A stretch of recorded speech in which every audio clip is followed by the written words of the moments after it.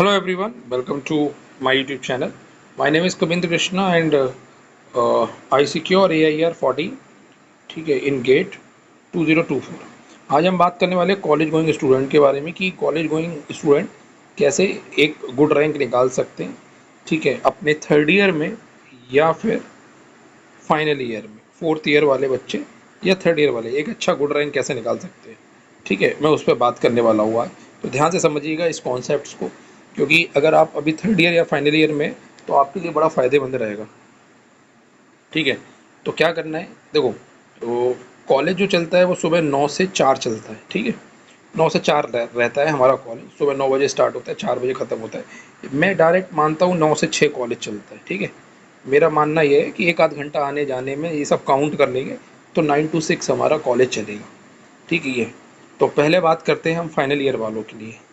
अगर आप fourth year में हैं और 9 से 6 आपका कॉलेज चल रहा है, 9 to 6, ठीक है। इसमें मैंने इंक्लूड कर लिया है आने जाने का टाइम, ठीक। अब आप अलग से आने जाने का टाइम इंक्लूड मत करिएगा, इसी में इंक्लूड है। तो अभी करना क्या है मेरे को, फोर्थ ईयर वाले, ठीक है। अगर आपने थर्ड ईयर में गेट दिया है तो डेफिनेटली आपके कुछ सब्जेक्ट हो गए होंगे, और अगर आपके नहीं हुए थर्ड ईयर में आपने गेट नहीं दिया या कोई सब्जेक्ट नहीं करा, अभी से चालू कर रहे हैं, तब भी कोई दिक्कत नहीं, ठीक है। तो इसमें आपको थोड़ा एफर्ट ज़्यादा लगाना पड़ेगा, देखो, ठीक है। एफर्ट आपके ज़्यादा होंगे अगर आपको टॉपर बनना है, फाइनल ईयर में टॉपर बनना है, ठीक है। और नॉर्मल अगर आपको 25-30 नंबर चाहिए तो जितना मैं समझा रहा हूँ उसका 50% भी कर लोगे तो 25-30 नंबर आराम से आ जाएंगे। लेकिन अगर टॉपर बनना है, 60+ नंबर लाने हैं, ठीक है, तो आपको एफर्ट ज़्यादा लगाना पड़ेगा।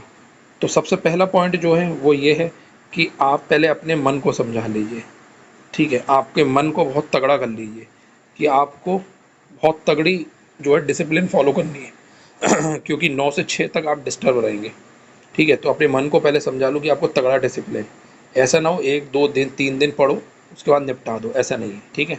तो मन को सबसे पहले तगड़ा करना है कि आपको मेहनत पूरी करनी है। रैंक की बात बाद में करेंगे, लेकिन मेहनत पूरी करनी है, ठीक है। क्योंकि 9 to 6 जो टाइम है इसमें आपको उतना अच्छा स्टडी नहीं मिलेगा, मिलेगा लेकिन उतना अच्छा नहीं, क्योंकि कॉलेज की एक्टिविटी में डिस्टर्ब हो सकते हो, ठीक। तो अगर फाइनल ईयर में हो तो थोड़े यहाँ पर फ़ायदा ये है कि फाइनल ईयर बच्चों को थोड़ा सा रिलैक्स मिल जाता है। हॉस्टल हॉस्टल में अपने चले जाते हैं, पीरियड 2 4 खाली मिल जाते हैं, ठीक है। उनके लिए थोड़ा सा यहाँ पर बेनिफिट मिल जाएगा। तो क्या करना है हमको सबसे पहले, ठीक है, आप अपने सब्जेक्ट स्टार्ट करो, ठीक है। जैसे 10 सब्जेक्ट हैं, ठीक है, उनको पढ़ना स्टार्ट करो, ठीक है। पर डे का प्लान बनाओ कि 6 आवर स्टडी आप पर डे करोगे। 6 आवर स्टडी कर सकते हो आप पर डे, ठीक है। ये आप स्टार्ट करो 6 आवर पर डे, ठीक है। लेकिन पहले 2 4 दिन नहीं हो पाएगा, तो आप स्टार्ट करोगे 4 आवर्स से। 4 घंटे आपको देने हैं, ठीक है। पूरे दिन में आपको 4 घंटे अपनी स्टडी को देने हैं, ठीक। तो ये 2 3 तरीके हो सकते हैं कि अगर आप सुबह जल्दी उठ जाओ, 5 बजे उठ जाओ, 5 बजे, ठीक है, 5:30 बजे अपनी सीट पर बैठ जाओ, तो 5:30 से 7:30 आप पढ़ सकते हो सुबह, ठीक है। 7 5 ये पढ़ सकते हो, 5:30 to 7:30 ये पढ़ सकते हो, ठीक है। 2 घंटे ये, 2 घंटे आप रात में पढ़ सकते हो 8 से 10, ठीक है। तो 8 से 10 रात में पढ़ सकते हो, कॉलेज से आने के बाद रेस्ट वगैरह कर लो एक आध घंटे, फिर 8 से 10 पढ़ लो। तो ऐसे करके टोटल 4 घंटे से स्टार्ट करना, ठीक है, 4 घंटे। लेकिन ये डेडिकेशन होना चाहिए। जब आप ये पढ़ाई कर रहे हो तो इस समय आपके दिमाग में कुछ और नहीं चलना चाहिए। कॉलेज का जितना भी वर्क हो ध्यान रखना, चाहे आप थर्ड ईयर में हो चाहे आप फाइनल ईयर में हो, थर्ड ईयर वाले भी इस स्ट्रेटजी को अपना सकते हैं, ठीक है। तो पहले स्टार्ट करेंगे 4 घंटे से, कुछ 10 15 दिन 4 घंटे पर फोकस करेंगे, 10 से 15 दिन, ठीक है। जब हमारा 4 घंटे सेटअप बैठ जाएगा तब हम इसको इंक्रीज़ करेंगे। पता चला अभी 6 घंटे बोल दिए या 7 घंटे मैंने बोल दिया और तुम बोल रहे हो मेरे पास टाइम ही नहीं है, तो भाई टाइम मैनेज करा जाएगा, ठीक है। मैं पहले ही बता रहा हूँ, फाइनल ईयर थर्ड ईयर वालों के लिए थोड़ा सा डिफिकल्ट होता है टाइम मैनेजमेंट, क्योंकि ड्रॉपर के पास ज़्यादा टाइम होता है। तो स्टार्टिंग करोगे आप 4 घंटे से, ठीक है। 4 घंटे आप डेली पढ़ो, 2 सुबह या 2 शाम, ठीक है। और अगर आपको लगता है नहीं 2 सुबह 2 शाम नहीं, तो मैं 4 शाम को ही दूंगा, तो आप शाम को भी अपने अकॉर्डिंग बना सकते हो जो भी प्लान। लेकिन बस मेरा कहना ये है कि 4 घंटे स्टार्टिंग में अभी पढ़ना स्टार्ट कर दो, ठीक है। कोई भी सब्जेक्ट उठा लो, अब ये मत बोलना कि थ्योरी पढ़ें न्यूमेरिकल करें, नहीं। कोई एक सब्जेक्ट उठाओ, उसको 2 घंटे सुबह 2 घंटे, कम से कम 10 दिन आप इसको ही चलाओ, उसी सब्जेक्ट को, थ्योरी न्यूमेरिकल सब करो उसमें, ठीक है। ये अब इसके बाद, क्योंकि अब होगा क्या, अब आपको करना क्या है, सैटरडे और संडे, ठीक है, इस दिन आपको अपना ज़्यादा पढ़ना है, सैटरडे संडे आपको ज़्यादा पढ़ना है। अगर आपकी सैटरडे छुट्टी होती है और संडे छुट्टी होती है तो कम से कम आप अपनी स्टडी को 8 घंटे ले जाएंगे, क्योंकि आपको इधर एफर्ट ज़्यादा मानना पड़ेगा सैटरडे संडे, या जिस दिन कॉलेज की छुट्टी होगी उस दिन तुम्हारी छुट्टी नहीं होगी, ठीक है, तुम्हारी नहीं होगी छुट्टी, तो 8 घंटे कम से कम उस दिन एफर्ट मानना है।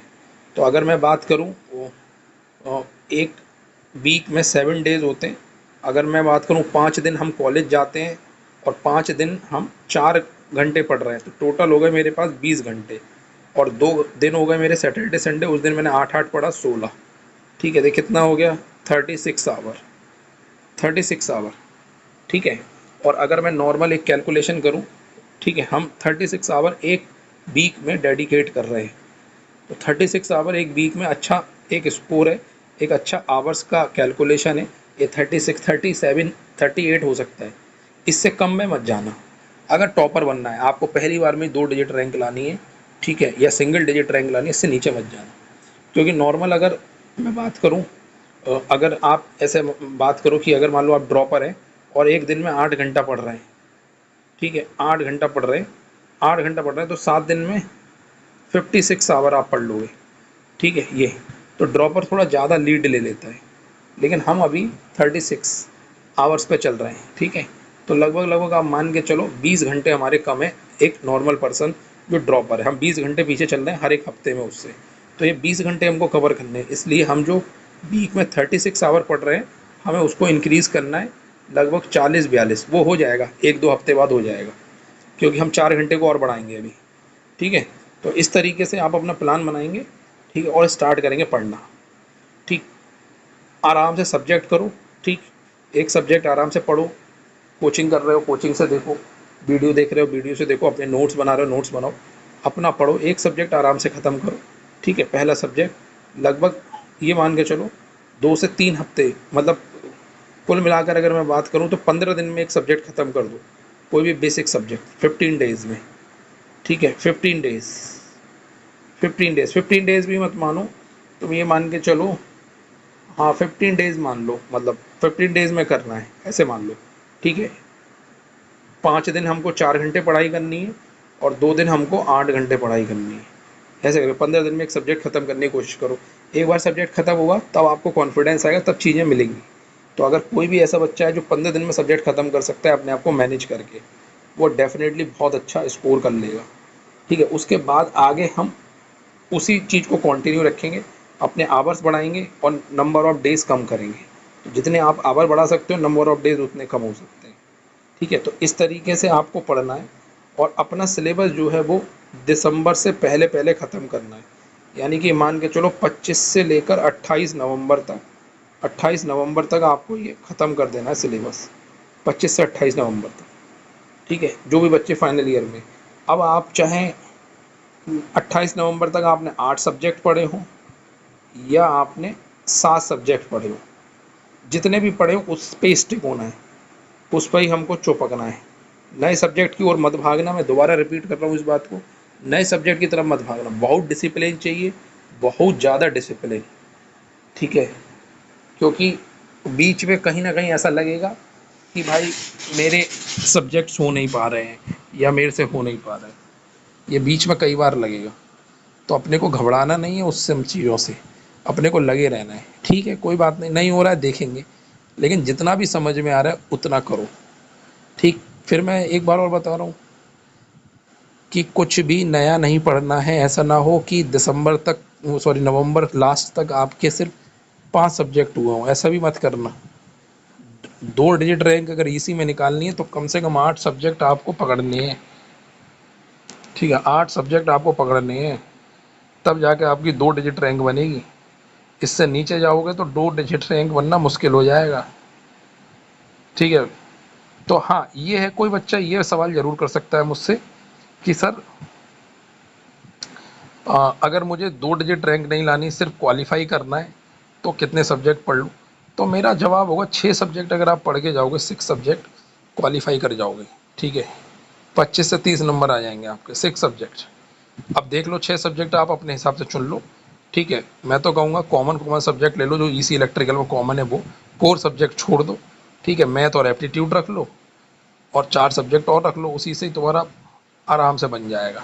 ठीक है, जिस बच्चे को सिर्फ 30 नंबर 32 नंबर चाहिए, लेकिन जो बच्चा इतना डेडिकेटेड है कि नहीं सर आप बस मुझे बता दो और मैं रैंक निकाल दूंगा, बस मुझे तरीका बता दो, क्या करना है, कितनी देर पढ़ना है, बस ये अगर आपने बता दिया तो मैं रैंक निकाल दूंगा। तो मैंने वो तरीका बता दिया है आपको। अगर आप कॉलेज गोइंग हो तो 4 घंटे आप पढ़ लो, 4 आवर्स पर डे, और सैटरडे संडे में मैनेज कर लो 8-8 घंटे। अगर ये एल्गोरिदम आपने बना ली ना, अपनी रूटीन बना लिया, मैं यकीन के साथ कह रहा हूँ। लेकिन हाँ ये है कि इस रूटीन में ना, मैं तुमको सच बात बताऊंगा, क्योंकि मैं भी तैयारी कर रहा था, तो बीच में ऐसे फेजेस भी आएंगे जहाँ लगेगा कि नहीं भाई चीज़ें बन नहीं पा रही हैं। ऐसे फेज से ना डीमोटिवेट नहीं होना है, कभी डीमोटिवेट नहीं होना है। ठीक है, अगर तुमको लग रहा है चीज़ें तुम्हारे अगेंस्ट जा रही हैं, तुमसे मज़ा नहीं आ रहा, तो अपनी स्टडी को थोड़ा स्लो कर दो। ठीक है, थोड़ा स्लो कर दो, थोड़ा सा स्लो कर दो, थोड़ा समझने की कोशिश करो चीज़ों को। ठीक है, ये तो हो सकता है कि चीज़ें तुम्हारे दिमाग में बैठ जाएं। लेकिन वही बात है, कुछ पाना है तो मेहनत उस लेवल की करनी पड़ेगी कि कुछ बचे ना फिर। ठीक है, तो लेवल हमारा अप होना है। आप सोचो मैं सब्जेक्ट पढ़ के चला जाऊंगा तो मेरी रैंक आ जाएगी, नहीं आएगी। सब्जेक्ट पे पकड़ बहुत अच्छी होनी चाहिए, मतलब ऐसी पकड़ होनी चाहिए कि तुम्हारे अंदर कॉन्फिडेंस होना चाहिए कि तुम ये बोल पाओ कि आप एग्जामिनर से कि सवाल दो जो मन में आए, सोल्यूशन मैं कर लूँगा। इस लेवल का कॉन्फिडेंस अगर तुम्हारे अंदर बन रहा है तो तुम्हारी रैंक कोई नहीं रोक सकता, कोई नहीं। तो मैंने यहाँ पर आपको 2 चीज़ें बताई, एक किस तरीके से पढ़ना है पर डे, ऐसे मेंटेन करना है। ठीक है, और दूसरा मैंने बताया अगर आपको 25 से 30 नंबर चाहिए और अगर थर्ड ईयर या फाइनल ईयर में हो तो क्या करना है। तो थर्ड ईयर वाले बच्चे हों या फाइनल ईयर वाले बच्चे, जो मैंने तरीका बताया उसको एकदम अपने दिमाग में बैठा लो। ठीक है, लेकिन ये तरीका उन लोगों के लिए जो कॉलेज गोइंग है, ठीक है, या फिर अपनी जॉब पे जाते हैं। कॉलेज गोइंग हो या जॉब वाले बच्चे हों, जिनके मन में तो बहुत है कि मैं गेट का रैंक निकालूंगा सर चाहे कुछ हो जाए, बट बस मुझे तरीका बता दो। तो तरीका यहाँ पर मैंने आपको बता दिया है। अब कई बच्चे ये सवाल कर सकते हैं कि सर आप ना टाइम टेबल बना दो हमारा। ठीक है, टाइम टेबल, तो भाई मैं टाइम टेबल नहीं बना पाऊँगा आप लोगों का। ठीक है, टाइम टेबल ना आपको खुद से एक बार बनाना पड़ेगा, मैं तरीका बता सकता हूँ, क्योंकि सबकी इंडिविजुअल कैपेबिलिटी अलग अलग होती है। ठीक है, जैसे मेरी कैपेबिलिटी है रात में पढ़ने की। ठीक है, मैं रात में पढ़ता हूँ, 10 बजे बैठता हूँ, सुबह 4 बजे तक पढ़ता हूँ, तो मेरी कैपेबिलिटी 4 बजे तक की है। तो मेरा तरीका अपना अलग है, तुम्हारा तरीका अपना अलग है, बस मैंने तरीका बता दिया। अब टाइम टेबल आपको बताना है अपने अकॉर्डिंग कि क्या सूटेबिलिटी है आपकी। ठीक है, ये चीज़ ध्यान रखिएगा, तब आपकी जाके रैंक आएगी। नहीं तो अगर आप नानुकुर करेंगे, डिसिप्लिन नहीं रखेंगे, तो नहीं नहीं आएगी रैंक। अगर एक भी दिन आपने पढ़ाई छोड़ी, एक तो वैसे ही आपके पास टाइम कम है, कॉलेज गोइंग हो, फिर प्रॉब्लम क्रिएट होगी। अच्छा एक चीज़ और है कि जितना भी कॉलेज का वर्क हो, ध्यान रखिएगा उसको अपने सिर पर लेके घर पे मत आ जाना। ठीक है, कॉलेज का जो भी वर्क होगा कॉलेज में ही निपटा के आना, 9 से 6 के बीच में, उसको लेके घर मत आ जाना। हाँ अगर टाइम तुमको मिल रहा है कॉलेज में पढ़ने का, कई बच्चे ऐसे होते हैं जिनका कॉलेज अच्छा होता है, टाइम देते हैं पढ़ने का फाइनल ईयर में। ठीक है, जैसे मेरा कॉलेज था, मैंने जहाँ से पढ़ा था, मुझे अच्छा खासा टाइम मिलता था पढ़ने का। ठीक है, तो अगर कॉलेज में मैनेज कर सकते हो 1 या 1.5 घंटा, तो मैं कहूँगा उस 1-1.5 घंटे ही में तुम कॉलेज में सिर्फ मैथ की प्रैक्टिस करो, मैथ और एप्टीट्यूड की। कॉलेज में कोई टेक्निकल सब्जेक्ट मत पढ़ो, मैथ और एप्टी पढ़ो बस। ठीक है, एप्टी के 4-5 क्वेश्चन ले जाओ, मैथ के नोट्स ले जाओ, मैथ को पढ़ो, एप्टी पढ़ो। ठीक है, ये तो इस तरीके से आप कर सकते हो यहाँ से कि मैथ के अगर नोट्स हैं तो ट्राई कर सकते हो, एप्टी के 4-10 क्वेश्चन ले जाओ, एप्टी के लेक्चर देख लो कॉलेज में बैठ के, तो उससे प्रॉब्लम नहीं होगी। उससे ये होगा कि प्लेसमेंट वगैरह की भी थोड़ी बहुत तैयारी हो जाएगी एप्टी से, तो मज़ा आएगा वो सब करने में। तो कॉलेज में अगर टाइम मिल रहा है तो इसको मैनेज करो जिससे तुम्हारी बर्डन कम हो जाए। ठीक है, ये तो मुझे लगता है कि आप लोग समझ गए होंगे मेरा क्या कहना है, क्या समझाना चाह रहा हूँ उन कॉलेज गोइंग स्टूडेंट्स के लिए जो अच्छी रैंक निकालना चाहते हैं। तो आराम से बैठो, ये चीज़ें समझ ली हो तो एक अपने एक पेज पर टाइम टेबल बना लो, छोटा सा ही बना लो, ज़्यादा नहीं, कोई पूरे साल का नहीं बनाना है, 6-5 दिन का बना लो एक। पहले उसको फॉलो करो, पहले 5 या 6 दिन का एक बना लो, या 1 हफ्ते का बना लो और उसको फॉलो करो पहले। अगर वो सक्सेसफुली फॉलो हो गया तो फिर तुम कुछ भी कर लोगे।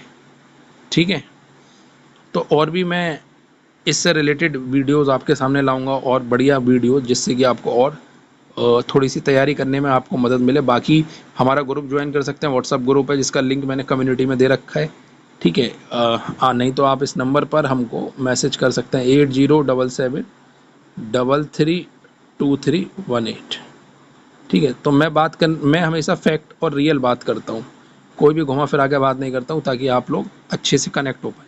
तो जितने बच्चे ऐसे हैं जो गेट में इस बार रैंक निकालना चाहते हैं अंडर 100, वो हमारे इस ग्रुप से जुड़ सकते हैं। मैं उस ग्रुप में एक्टिव रहता हूँ, चीज़ें शेयर करते रहता हूँ, अपने नोट्स भी शेयर करूँगा, अभी कुछ तो कर दिए हैं और भी शेयर करूँगा, ठीक। कुछ शॉर्ट नोट्स भी शेयर करूँगा अपने, ठीक है, जिससे पढ़ के आपको बहुत सारी मदद मिल जाए, ठीक है। चलो bye bye and good luck to all of you.